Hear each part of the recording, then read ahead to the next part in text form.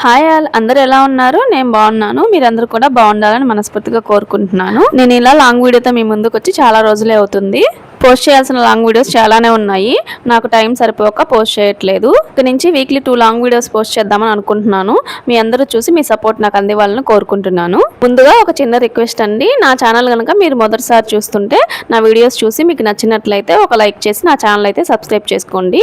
మీరు ఇచ్చే ఒక చిన్న లైక్ అలాగే మీ సబ్స్క్రిప్షన్ నాకు ఎంతో ఇంపార్టెంట్. మన ఛానల్ ముందుకెళ్ళడానికి అయితే సహాయపడుతుంది. ఈ రోజు వీడియో విషయానికి వస్తే కార్తీక మాసానికి సంబంధించిన వీడియో అండి. కార్తీక మాసం 2025 సంవత్సరంలో ఎప్పుడు మొదలవుతుంది, ఎప్పుడు ముగుస్తుంది, అలాగే ఎన్ని కార్తీక సోమవారాలు వచ్చాయి, అవి ఎప్పుడు వచ్చాయి, కార్తీక మాసంలో ముఖ్యమైన పండుగలు ఏమిటి, వాటి విశిష్టత ఏమిటి, అలాగే కార్తీక మాసంలో చేయవలసిన పనులు, చేయకూడని పనులు, వీటన్నిటి గురించి తెలుసుకుందాం. మాసాలన్నింటిలో కల్లా కార్తీక మాసానికి సమానమైన మాసం లేదని, ఈ మాసం స్నానాలు వ్రతాలకు శుభప్రదమైనదని పురాణాలు చెబుతున్నాయి. ఈ పవిత్రమైన కార్తీక మాసంలో పవిత్ర నదుల్లో స్నానం చేయడం, దీపారాధన చేయడం, వ్రతాలు ఆచరించడం విశేష ఫలితాలను ఇస్తాయి. కార్తీక మాసం శివకేశవులు ఇద్దరికి ప్రీతిపాత్రమైన మాసం. కార్తీక మాసం కార్తికేయుడి పేరు మీదే వచ్చింది. స్వామివారికి కూడా చాలా ఇష్టం ఈ మాసం అంటే. ఈ 2025 సంవత్సరం కార్తీక మాసం అక్టోబర్ 22వ తేదీ బుధవారంతో మొదలై నవంబర్ 20వ తేదీ గురువారంతో ముగుస్తుంది. ఈ సంవత్సరం మనకి 4 కార్తీక సోమవారాలు అయితే వచ్చాయండి.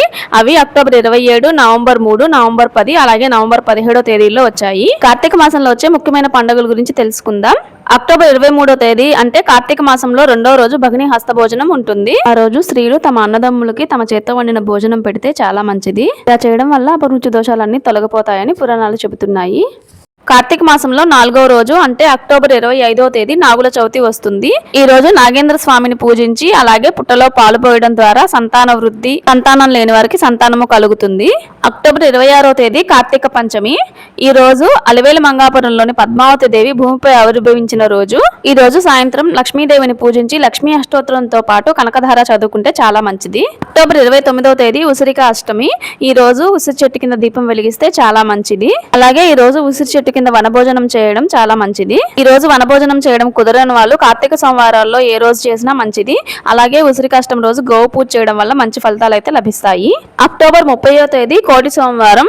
కార్తీక మాసంలో శ్రవణ నక్షత్రంతో కూడిన రోజుని కోటి సోమవారం అంటారు. కార్తీక మాసం అంతా ఉపవాసం ఉండి పూజ చేయలేని వాళ్ళు ఈ కోటి సోమవారం రోజు ఒక్కరోజు ఉపవాసం ఉండి పూజ చేసి 365 ఒత్తులతో స్వామివారికి దీపం వెలిగిస్తే కోటి సోమవారాలు దీపాలు పెట్టినంత పుణ్యం అయితే లభిస్తుంది. నవంబర్ 1వ తేదీ ఉత్తాన ఏకాదశి. ఈ రోజు విష్ణు సహస్రనామం చదువుకొని విష్ణు పూజ చేసుకోవాలి. నవంబర్ 2వ తేదీ క్షీరాబ్ది ద్వాదశి.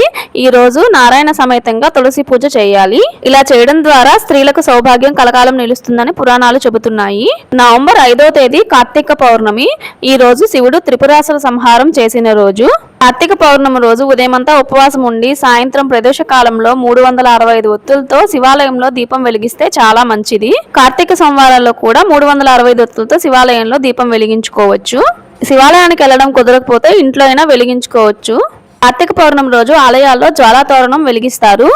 ఈ జ్వాలాతోరణం కింద నుంచి వెళ్లిన వాళ్ళకి నరక బాధలు తప్పుతాయని పురాణాలు చెబుతున్నాయి. ముందుగా కార్తీక మాసంలో చేయవలసిన పనులేమిటో చూద్దాము.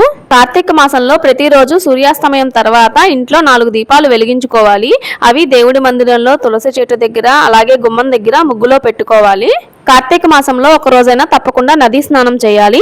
అలాగే కార్తీక సోమవారాల్లో ఉసిరికాష్టమి రోజు వనభోజనం చేయాలి. ఇంట్లో శివలింగం ఉన్న వాళ్ళు ప్రతిరోజు సాయంత్రం ప్రదోష కాలంలో శివుడికి అభిషేకం చేసుకోవాలి. మంచినీటితో అయినా చేసుకోవచ్చు. ఈ పవిత్ర కార్తీక మాసం అంతా ప్రతిరోజు అరుణాచల శివయ్యను ఒకసారైనా తలుచుకోవాలి. ఇలా తలుచుకోవడం వల్ల ముక్తి సులభంగా వస్తుందని సాక్షాత్తు శివయ్యే చెప్పాడు. కార్తీక మాసంలో కార్తీక పురాణం చదవడం కానీ వినడం కానీ చేయాలి. ఈ పవిత్రమైన కార్తీక మాసంలో చేయకూడని పనులేమిటో కూడా చూద్దాము. పవిత్ర కార్తీక మాసంలో ముఖ్యంగా శివకేశవులు ఇద్దరికి అభేదం చూపించకూడదు. ఇద్దరిని భక్తితో పూజించాలి. కార్తీక మాసంలో ఉల్లి వెల్లుల్లి తినకూడదు. అలాగే మధ్య మాంసాలను ముట్టకూడదు. కార్తీక మాసంలో అసలు సంధ్య వేళలో అసలు నిద్రించకూడదు. ఆ సమయంలో శివుడు తమ ప్రమదగణాలతో భూమిపైన సంచరిస్తూ ఉంటారు. ఈ సమయంలో శివారాధన చేయడం చాలా మంచిది. కార్తీక మాసంలోని ఆదివారాలలో ఉసిరికాయలను అలాగే కొబ్బరికాయ తినకూడదు. ఈ పవిత్ర కార్తీక మాసం గురించి నాకు తెలిసిన విషయాలు అలాగే నేను తెలుసుకున్న విషయాలను మీతో షేర్ చేసుకున్నాను. నేను చెప్పిన విషయాల్లో ఏమైనా పొరపాటు గానీ తప్పు గానీ ఉంటే నన్ను క్షమించండి. ఏమైనా తప్పులుంటే చెప్పండి, నేను సరి చేసుకుంటాను. ఈ పవిత్ర కార్తీక మాసంలో వచ్చే ముఖ్యమైన పండుగ తేదీలను డిస్క్రిప్షన్ బాక్స్ లో ఇస్తాను. ఒక స్క్రీన్ షాట్ తీసి పెట్టుకోండి, మీకు ఉపయోగపడుతుంది. ఈ వీడియో చూసిన వాళ్ళందరికీ చాలా థ్యాంక్స్ అండి. నా వీడియోస్ మీకు నచ్చినట్లయితే ఒక లైక్ చేసి నా ఛానల్ సబ్స్క్రైబ్ చేసుకోండి. అలాగే కామెంట్ చేసి అవసరమైన వాళ్ళకి షేర్ చేయండి. Thank you for watching. ఓం నమః శివాయ.